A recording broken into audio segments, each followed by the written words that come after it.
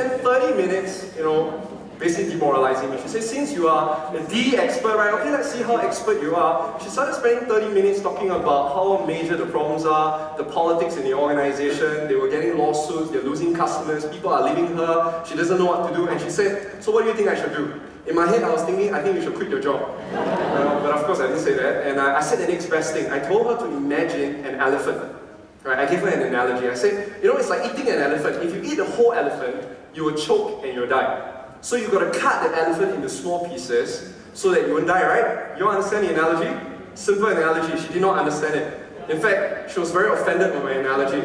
Why? I later realized maybe because she is a vegetarian. I didn't tell her to eat the elephant. Later on, I spoke to my colleague about it, and my colleague knows this boss. He said, "You gone already. She must have thought you said she was the elephant." I mean, think about it, it's true, right? When people don't like you, whatever you say, it's not going to be music to their ears. But if they like you, everything you say will be music to their ears. I mean, think about it. If she likes me, and if I say she's an elephant, she would say, "Oh, you think I'm so cute, right?" And people are that biased. And that was true that very instance. I discovered a very powerful principle, which I want to share with you today. It's on the screen, and that is, people buy people first. The longer saying is, life is a popularity game. Before a person buys your products, before a person buys your services, before a person buys your ideas, they buy you first. And only if they like you, will they start to trust you. And only when they trust you, will they start to believe in everything that you said. There is a sequence.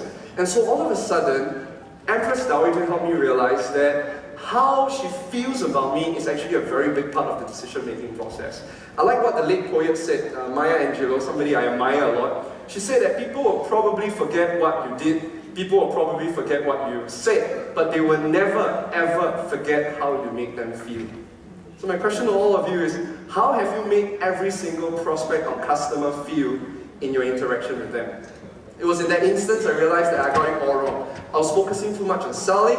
I should be focusing on connecting. So I need to win her over first. If I can win her over, then I can win that business. So I changed my strategy. This time I went to the HR manager, who was the second below her, and I said, you got to tell me something about the boss, right? Because I do not know anything about this Empress Dowager.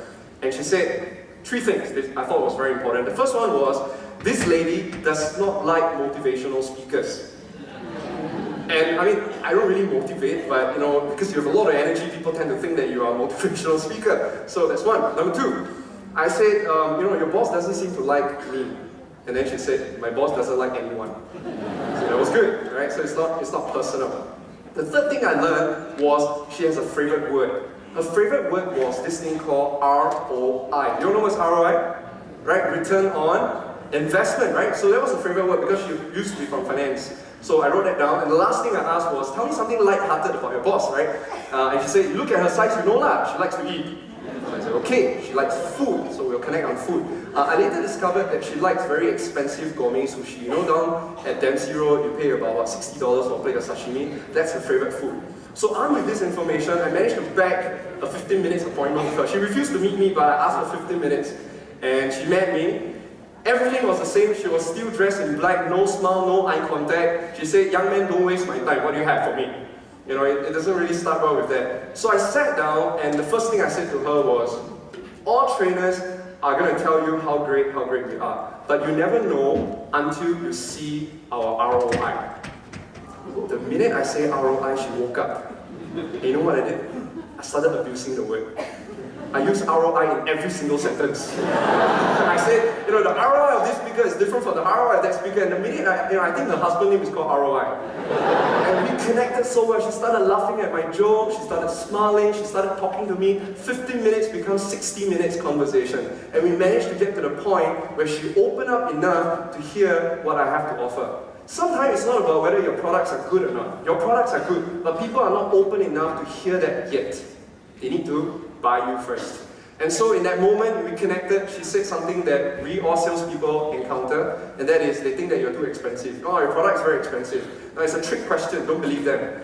Everybody is always going to say that you're very expensive. The reason is because we must understand that customers don't buy on price, they buy on value.